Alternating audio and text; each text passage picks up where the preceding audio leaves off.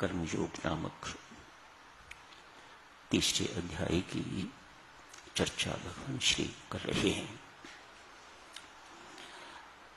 आज जो श्लोक पढ़े गए हैं, भगवान श्री पार्थ को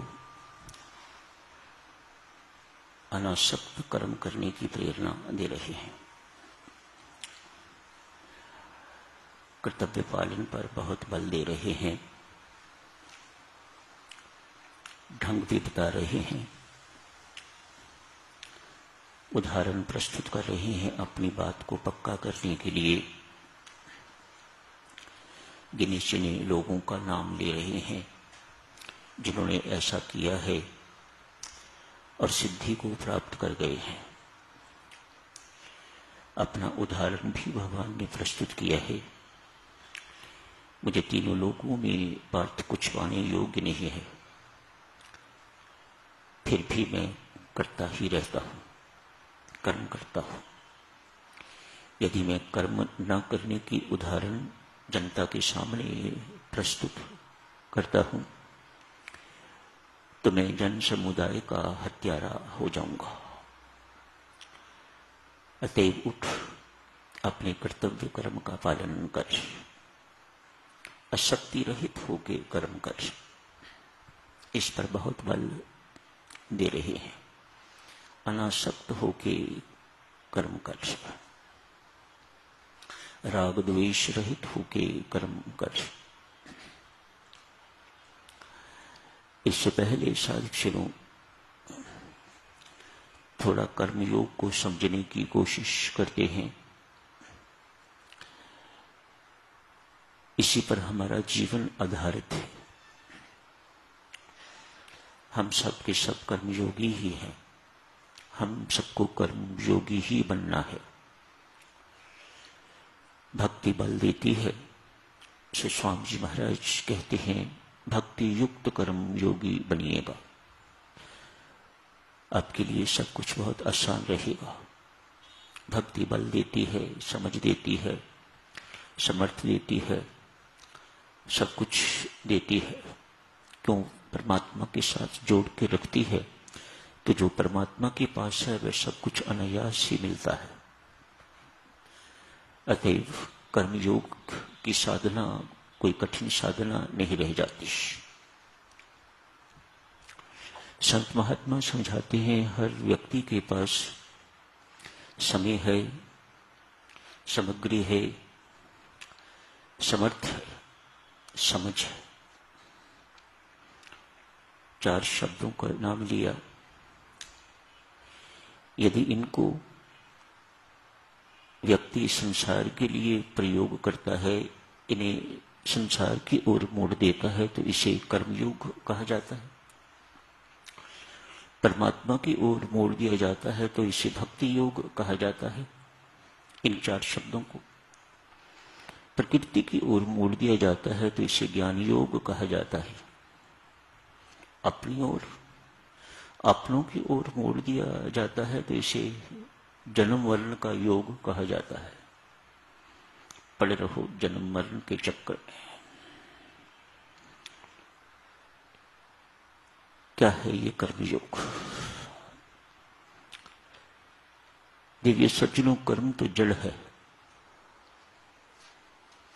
इससे कोई पता नहीं मैं बंधन का कारण बनूंगा या मोक्ष का साधन बनूंगा। परसों तक आप पढ़ रहे थे,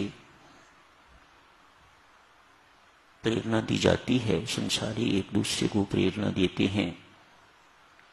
ये कर्म ही है जो हमारे बंधन का कारण है, इसलिए इसको करना बंद करो।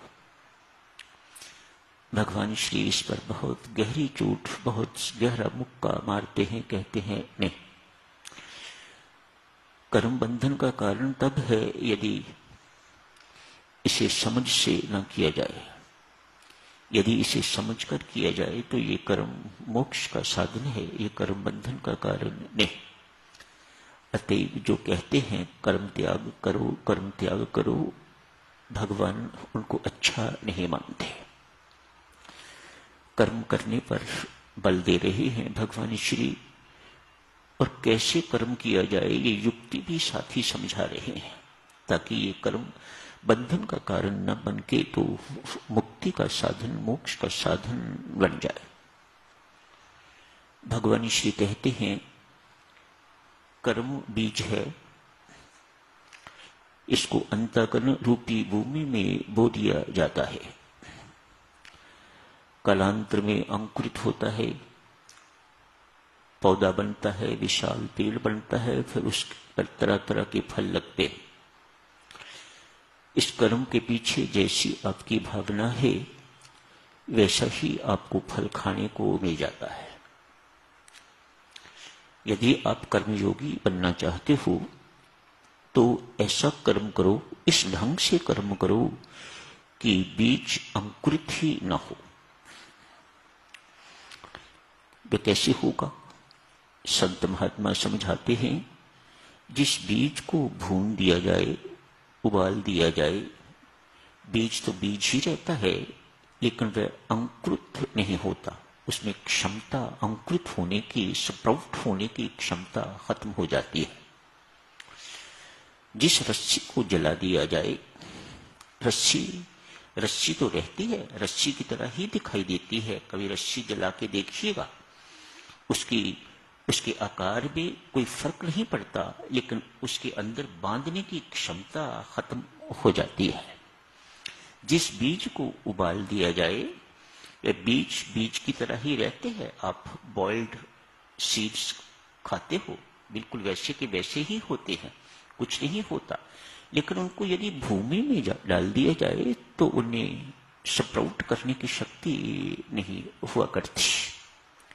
संत महात्मा समझाते हैं, अपने कर्मों को, अपने कर्म बीज को इस प्रकार का बना दो, करने से पहले, करते समय और करने के बाद जो कर्म संस्कार न डाल सके वह कर्मयोग है, वह कर्मयोग बन जाएगा। कर्म करने से पहले, करते समय, करने के बाद जो कर्म संस्कार देने योग्य नहीं रह जाता वह कर्मयोग बन जाता है। क्या ऐसी बातें हैं जो हमारे कर्म को बंधन का कारण बनाती हैं, और क्या ऐसी बातें हैं जिनको छोड़ने से ये कर्म बंधन का कारण न बन के तो मोक्ष का साधन बन जाता है? थोड़ी सी साधारण बातों से शुरू करते हैं। जैसे कि अर्ज की जा रही थी अभी, कर्म तो बेचारा जड़ है, उसे बिल्कुल कोई पता नहीं कि मैं बंधन का कारण, मैं पाप कर्म बनने जा रहा हूं या मैं पुण्य कर्म बनने जा रहा हूं। किस पर निर्भर करेगा? आपके भाव पर। उदाहरण दिया, एक सैनिक, कहीं जंग हो रही है, भारत पाकिस्तान